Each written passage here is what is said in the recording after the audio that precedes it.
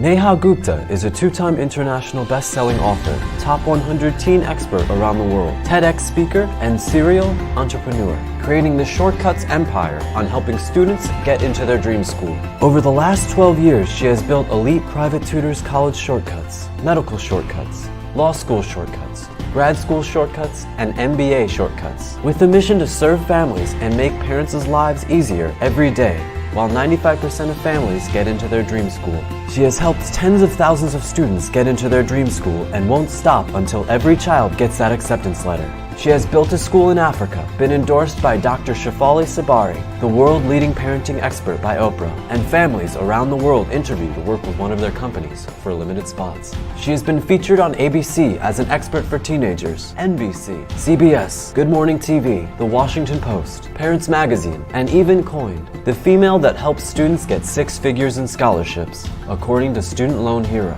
Welcome to her latest creation, Dream School TV, where she brings in the best experts and guests on admissions and gives the latest trends and tips. Take it away. Hey everyone, this is Neha Gupta, founder of Dream School TV, where we help students get into their dream school. I'm so excited because so many people have been so curious about how admissions actually works. Now, you may not remember, but I gotta tell you, we've got Super Early Bird going on, and I'm so excited about this, and I wanna tell you what that means exactly. See, we do admissions consultings for students that are in undergraduate admissions all the way up through graduate school programs.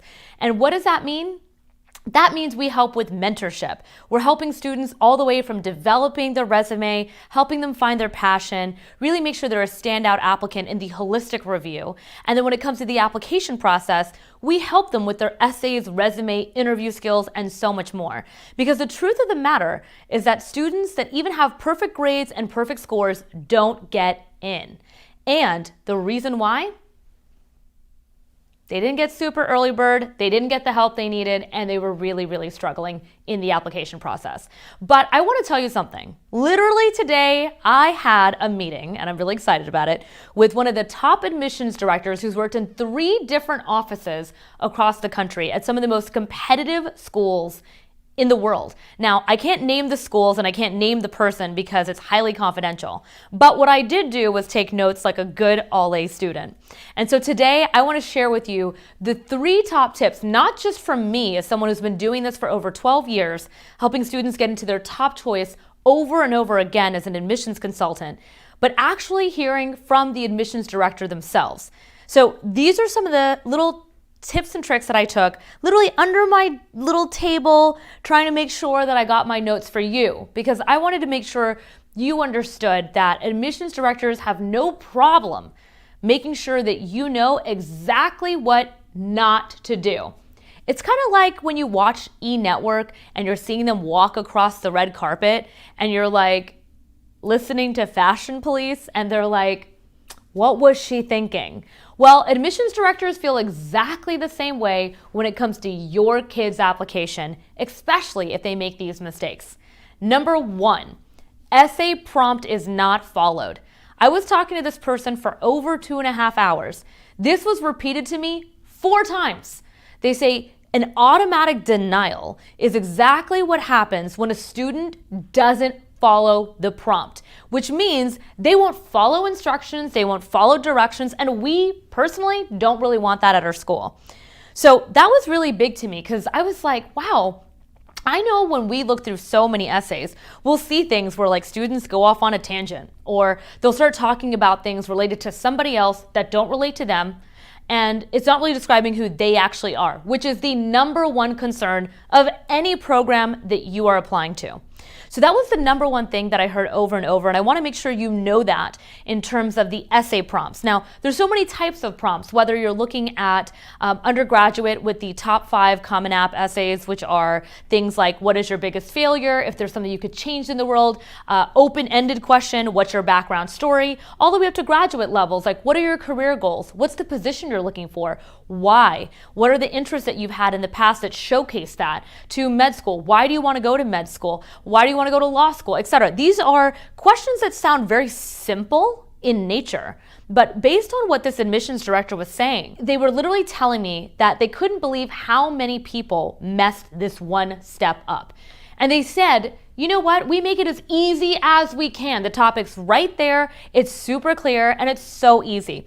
So I just want you to know that the essay part is what makes or breaks the application. And so in the super early bird registration that we're opening up right now, we rarely do this, guys. I want to make that very clear. We've had a lot of families already sign up. We've got just a few spots left for this.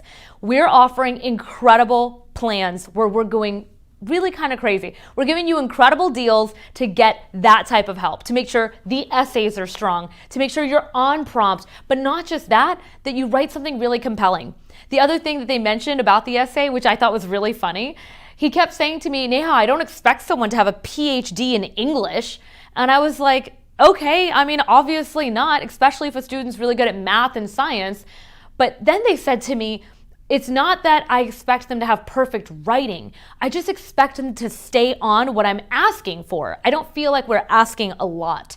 So to me, I found that really fascinating, and I wanted to share that with you right now live because I realized that the essays, although it sounds very simple and easy, these are sometimes the first times a student is actually faced with this question.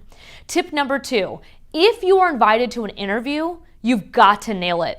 I know that sounds a little crazy, but the truth is that when it comes to the interview process, especially in the graduate school level, they already know that you've got great grades. They already know you've got great scores on your tests.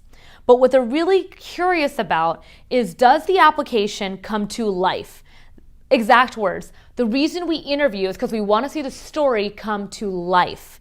And I thought that was such a beautiful way of expressing it. And it's so true. You know, as I was sitting there interviewing the admissions director and them interviewing me and us talking, so much came to life about why we were both so passionate about education and really making sure that every single person can get into their dream school no matter what, whether it's on the admission side or even on the consulting side.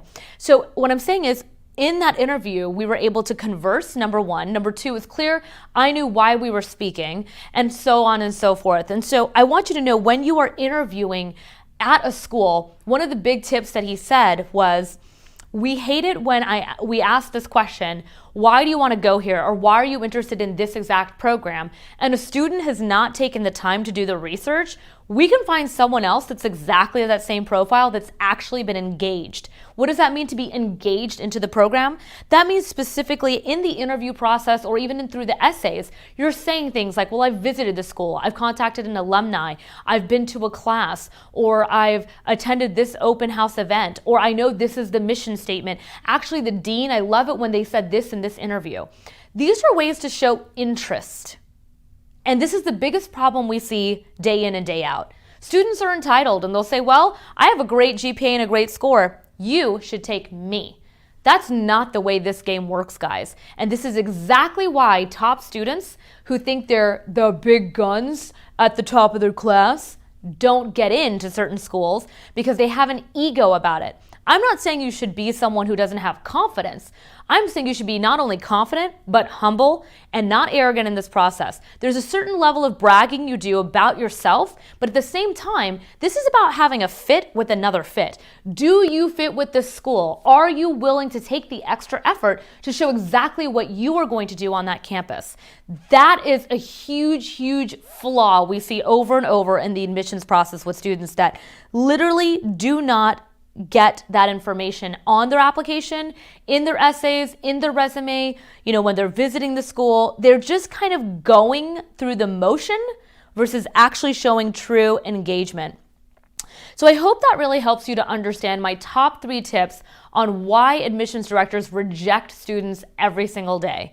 Because I think one of the biggest problems is that people don't realize how important it is to do these things. Number 1, you've got to follow the essay prompt. Number 2, you've got to nail that interview. And one of the big things I will have to add that he said was, people don't practice personal and presentation skills enough at all levels of admissions, from undergrad all the way through. So huge need for that, to really present yourself well. And then third, why you? Why? This is Neha Gupta reporting live from Dream School TV. If you want to know why you should get in, why you should get the help that you need, I am right here, ready, on the phone, waiting for you. We've opened up super early bird. We are closing this in the next few weeks. If you are wanting to get your kid in, you want to have that 95% chance of getting into that top 3 choice. You want to make sure that you've secured scholarship information. Look, I'm known as the woman in the industry that gets 6-figure scholarships. I am here to make your life easier, but you have to take the first step. So I'm so excited you joined me here on my show today. I hope these 3 top tips I couldn't wait to share with you live right now will help you to understand why rejections happen and why it's not going to happen to you. Thanks for joining, and see you on the next episode.